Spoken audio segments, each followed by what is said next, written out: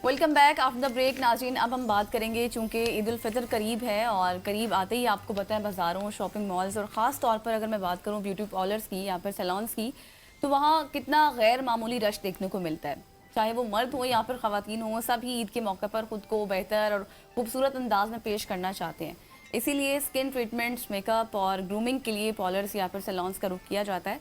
ताम इस मसरूफ़ मौसम में ख़ास औकात आप याद रखें कि मतलब बाज़ औकात जल्दबाजी या फिर रश की वजह से चंद ज़रूरी एहतियाती उमूर नज़रअंदाज हो जाते हैं हमारे, जो बाद में फिर हमारी जो स्किन है या आपकी कहें कि जिल्द की सेहत है उससे मुतल्लिक मसाइल का सबब भी बन सकते हैं। तो आज के इस सेगमेंट में हम बात करेंगे कि ईद से पहले जब मर्द और ख़वातीन पार्लर्स या सैलॉन्स जाते हैं तो उन्हें किन अहम बातों को जहन में रखना चाहिए, किस तरह साफ़ सुथरे और मुस्तनद सैलॉन्स का इंतखाब किया जा सकता है, कौन सी एहतियाती तदाबीर हो सकती हैं, किन ट्रीटमेंट्स के बारे में एहतियात ज़रूरी है और अपनी जिल्द को महफूज रखते हुए बेहतरीन नताइज कैसे हासिल किए जा सकते हैं। हमारे साथ मौजूद है डॉक्टर अर्मिला जावेद साहिबा, जो कि टर्मेटोलॉजिस्ट हैं। आप इनको डिफरेंट टीवी चैनल्स पे भी देखते हैं, डिफरेंट प्लेटफॉर्म्स पे देखते हैं। डॉक्टर साहिबा, thank you so much for joining us.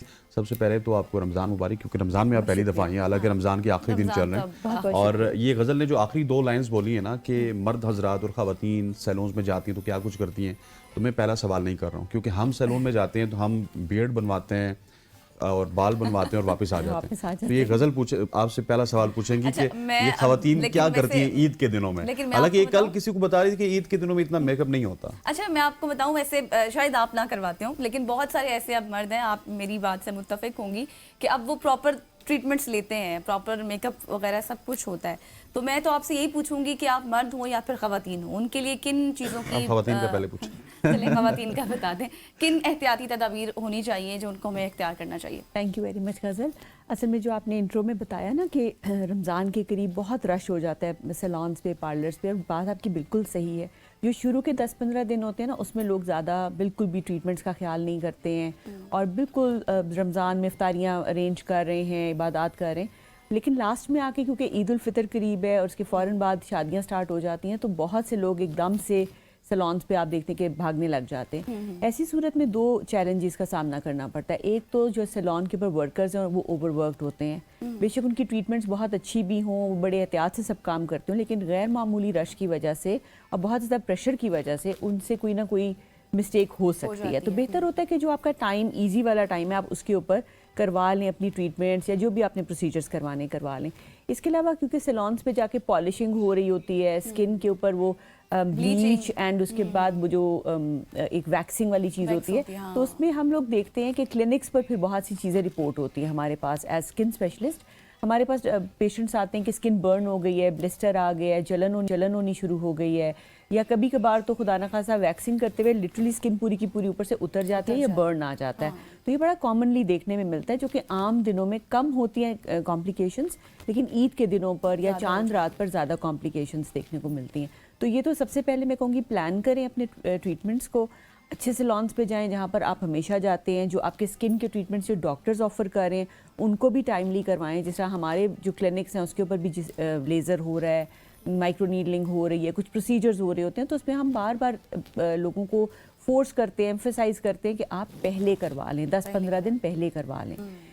इसके अलावा आपने वो भी देखा होगा कि हेयर कलर के लिए भी लोग जो है ना आखिरी रात तक वेट करते हैं। देखिए, जो हेयर कलर है उसमें कुछ बहुत बेहतर नहीं हो जाना चांद रात के बाद ना, तो पहले करवा लें, क्योंकि वैसे भी 1-2 रोज पहले करवाना चाहिए ताकि आपकी फेस पे सेट हो जाता है। इसके अलावा जो रिएक्शन आते हैं ना फ्यूम्स के साथ, उसके फ्यूम्स होते हैं, जब आप फ्यूम्स के साथ, और सैलॉन आपको पता है छोटे साइज के होते हैं, तो मल्टीपल ट्रीटमेंट्स हो रहे होते हैं, किसी का केराटिन हो रहा है, किसी का कलर हो रहा है, तो क्रॉस भी आप एक दूसरे के साथ ओवर रिएक्ट स्किन आपकी कर सकती है बिकॉज ऑफ द फ्यूम्स। तो उस सूरत में ना आंखों में जलन, नाक की जो अंदर आपकी म्यूकोजा होती है वो अफेक्ट हो सकती है, होंठों की जो लाइनिंग है वो अफेक्ट हो सकती है। ये तमाम चीज़ें आपको रियलाइज़ नहीं हो रहा होता, लेकिन ये तमाम चीज़ें because of the fumes and chemicals ये तमाम रिएक्शंस आ रहे होते हैं। और साथ छोटे बच्चे चले जाते हैं माओं के साथ, तो माएँ उनको समझ नहीं आती हमारे बच्चे को क्या हुआ है, तो वो बेसिकली जब हिस्ट्री लेते हैं तो पता चलता है कि वालदा के साथ गए हुए थे, पेरेंट्स के साथ चले गए थे, और वहाँ से वो चीज़ें हो सकती हैं। तो इसको टाइमली कर लें तो बेहतर होता है। ठीक हो गया। और अलमिला, मुझे ये बताइएगा कि जिस तरह आपने बताया ना कि बहुत सारी ट्रीटमेंट्स ऐसी होती हैं जिसमें जिल्द ख़राब हो जाती है, सब कुछ ख़राब हो जाता है, हम अपने मॉर्निंग शोज में भी और आप भी अपने पेशेंट्स को बताते हुए मेरा ख्याल है पिछले कई सालों से बता रहे हैं कि आप ऐसे डर्मेटोलॉजिस्ट के पास पहले जाएं जो कि सर्टिफाइड हो, जिसने कुछ पढ़ा हो। लेकिन लोग इन जगहों पे क्यों जाते हैं कि जहाँ पे उनको खराबी होती है, फिर बाद में डबल खर्चा होता है। एक तो वहाँ पे खर्चा करके फिर अर्मिला के पास भी आएंगे, तो इससे बेहतर नहीं है कि पहले अर्मिला से आकर ट्रीटमेंट करवा लें या फिर किसी डर्मेटोलॉजिस्ट से करवा लें? देखिए, मैं तो सिर्फ ये कहूँगी जो भी क्वालिफाइड डर्मेटोलॉजिस्ट है आपके शहर में, आप उसके पास जाएं। दो इसमें वजूहात हैं। एक तो प्राइस का बहुत ज़्यादा इंपॉर्टेंट एक इम्पैक्ट होता है, लोग प्राइस के पीछे जा रहे होते हैं, और जो क्वालिफाइड डर्मेटोलॉजिस्ट नहीं है वो ज़ाहिर बात है प्राइस के ऊपर कॉम्प्रोमाइज़ करते हैं। वो नहीं डॉक्टर्स वाला जो उनका चार्जेस होते हैं डॉक्टर्स के, जो high and equipments, safe equipments, approved equipments doctors के पास है क्लिनिक्स के ऊपर, वो ये जो क्वैक्स मैं इनको कहूँगी या जो सो कॉल्ड डर्मेटोलॉजिस्ट बन के बैठे हुए, स्किन के डॉक्टर बन के बैठे हुए, इनके पास वो चीज़ें नहीं होती हैं, तो वो प्राइस के ऊपर कॉम्प्रोमाइज़ करते हैं। प्लस देखिए, अगर आपके पास वो डिग्री नहीं है जो PMDC ने रिकग्नाइज की हुई है, तो आप कॉम्प्रोमाइज एक स्टेट के अंदर है, तो आप मरीज को इकट्ठा करने के लिए, उसको थोड़ा सा वो करने के लिए आप डिस्काउंट्स ऑफर करते हैं, आप ऐसी चीज़ें ऑफर करते हैं। तो एक तो ये प्राइस का बहुत बड़ा फैक्टर हो जाता है। दूसरा, लोग एड्स के पीछे भागते हैं, एडवर्टाइजमेंट्स बहुत हो रही है, मार्केटिंग बहुत हो रही है, तो लोगों को नहीं पता चलता कि कौन डर्मेटोलॉजिस्ट है कौन नहीं है। थोड़ी सी रिसर्च भी कर लें, एक दो लोगों से पूछ लें, पता कर लें, और जो डॉक्टर्स की बातें हैं मेरे ख्याल में उससे भी आपको अंदाज़ा हो जाएगा कि एक क्वालिफाइड बंदा और एक जो नॉन क्वालिफाइड बंदा है उसकी बात में लेकिन मुझे ये लगता है कि अर्मिला आप लोग ना होप कम देते हैं, वो जो नॉन क्वालिफाइड होते हैं वो होप ज्यादा दे देते हैं। वो कहते हैं ये भी हो जाएगा, वाइटनिंग भी हो जाएगी, फ्लाम भी हो जाएगा, फ्लाम भी हो जाएगा। दिखाते हैं ना, हम लोग गलत बयानी नहीं करते हैं, और ऑनेस्ट ओपिनियन देना चाहिए। अब अगर कोई आके कहता है कि हमें विद इन अ डे कुछ ट्रांसफॉर्मेशन हो जाए, तो डॉक्टर जो है, जो मुस्तनद डॉक्टर है, वो बताएगा कि आपने करना क्या है, क्या एहतियात होगी, आपके एंड पे क्या एफर्ट्स चाहिए, हमारे एंड पे क्या एफर्ट्स चाहिए। मुकम्मल इलाज नहीं होता। कल भी मुझे 2-3 फ़ोन कॉल्स आई कि डॉक्टर साहब, अच्छा अगर मैं ये ट्रीटमेंट करा लूँ तो क्या मिलाज़मा हमेशा के लिए ख़त्म हो जाएगा? तो मेरी वॉइस नोट पे उसको बोला कि मैं आपके साथ झूठ नहीं बोल सकती, ना मैं आपको फॉल्स होप्स दे सकती हूँ कि मिलाज़मा हो गया, फ्रेकल्स हो गए। लोग दिखाते हैं वीडियोस पे, आपने ये क्रीम लगाई और उसी वक्त उड़ गया। तो वो जो आपकी एक फेक सी वीडियोस बनी हुई होती हैं, उसकी वजह से लोग अल्योर हो जाते हैं, वो हो जाते हैं, थोड़ा सा मिसगाइड हो जाते हैं। तो ये तो फिर डॉक्टर के ऊपर, उसकी ऑनेस्टी के ऊपर डिपेंड करता है। लेकिन जो भी क्वालिफाइड डॉक्टर होगा ना, वो ज़रूर आपको हकीकत बयान करेगा। और क्वालिफाइड डॉक्टर्स की कमी नहीं है, फ्रैंकली स्पीकिंग। ऐसा भी नहीं है कि स्किन के डॉक्टर्स नहीं है या जो प्रॉपरली ट्रेन्ड डर्मेटोलॉजिस्ट हैं उनकी कमी है। बड़े शहरों में तो माशाल्लाह बहुत ज़्यादा है, और छोटे शहरों में भी वो जाके प्रैक्टिस करते हैं। तो थोड़ी सी अगर आप अपने एंड पे एफर्ट कर लें। सही। अच्छा, मुझे डॉक्टर साहिबा ये भी बताइएगा, अब थोड़ा सा आगे बढ़ते हैं। मैं आपसे ये पूछना चाहती हूँ, बहुत सारे लोगों का ये सवाल होता है कि हमें हाइड्रा फेशियल लेना चाहिए या फिर नहीं। तो बहुत छोटा सा सवाल है मेरा कि किन सूरतों में हमें हाइड्रा फेशियल की तरफ जाना चाहिए? देखिए, हाइड्रा फेशियल एक स्किन का क्लीनिंग का प्रोसीजर है। उसके अंदर कोई कंडीशन नहीं है कि अगर आपकी स्किन पे कोई प्रॉब्लम है तो ही हो सकता है, प्रॉब्लम नहीं है तो नहीं हो सकता। अगर आपने एक स्किन को साफ करना है, डेड लेयर रिमूव करनी है, पोल्यूशन के इफेक्ट्स हैं, सनलाइट के इफेक्ट्स हैं, उसको क्लियर करना है, तो इट्स अ क्लीनिंग प्रोसीजर। इसका नाम हाइड्रा फेशियल है क्योंकि इसमें सिरम्स इस्तेमाल होते हैं, सारा वाटर बेस्ड प्रोसीजर होता है। तो आप करवा सकते हैं, एक नॉर्मल स्किन वाला भी करवा सकता है शख्स, ड्राई स्किन वाला, डैमेज हुई हुई है, सन डैमेज हुई है, टैनिंग हुई हुई है या एक्नी है, तो सब लोग करवा सकते हैं। इवन जो एक्टिव एक्नी है उसके अंदर भी जितने भी आपके पास पस्ट्यूल्स बने हुए हैं या कॉमिडोन्स बने हुए, ब्लैक हेड्स, वाइट हेड्स, उसको रिमूव करने में मदद करते हैं। लेकिन कितने अरसे बाद होना चाहिए? आइडियली स्पीकिंग अगर आप हर महीने करवा लें तो कोई हर्ज नहीं है। अच्छा। और अगर आप 2 महीने के बाद भी करवाते हैं तो इट्स फाइन।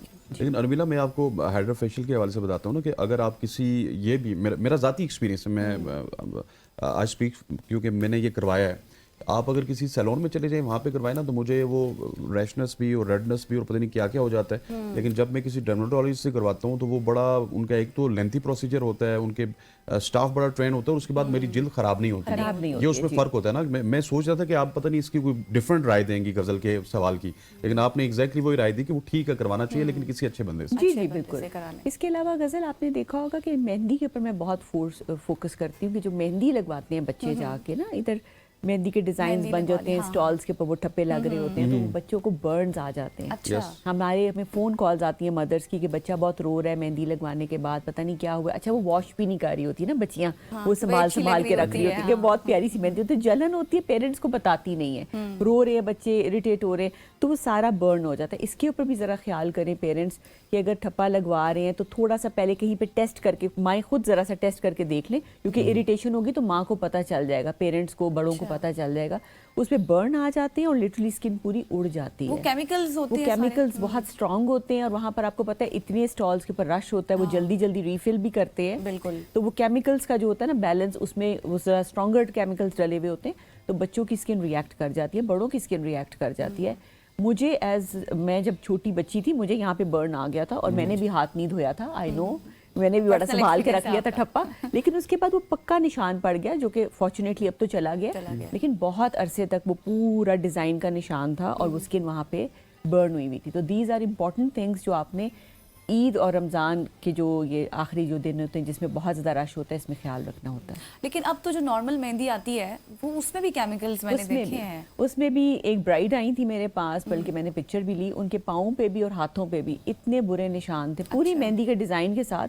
वहाँ पे स्कार्स बने हुए थे और कुछ स्कार्स जो हैं वो कुछ टाइम गुजर गया था तो वो थोड़े से उभर भी गए थे, तो कहते हैं हाइपरट्रोफिक स्कारिंग, तो फिर वो बहुत मुश्किल होता है ट्रीट करना। अच्छा। और शी वॉज रियली अपसेट क्योंकि शादी को महीना, 1.5 महीना, 2 महीने गुजरे थे और वो इस अच्छी खासी बर्न के साथ और निशानों के साथ। इसमें तो पूरे फिर आपको हाथ ये भी और पैर बताना होगा खराब। अपने पेशेंट्स को कि आप ये वाली मेहंदी यूज करें, ये वाली ना करें। देखिए मेहंदी में वो जो अर्क वगैरह वाली मेहंदी होती है ना, अर्क वाली मेहंदी थोड़ी केमिकल्स वाली होती है, लेकिन कलर उसमें से बेहतर आ जाता है। तो वही है कि टेस्ट पैच कर लें पहले, जैसा मैंने बताया कि डायरेक्ट आप हाथ पे लगवाने से, और ये वाली साइड ज्यादा सेंसिटिव होती है, ये वाली साइड सेंसिटिव नहीं होती है।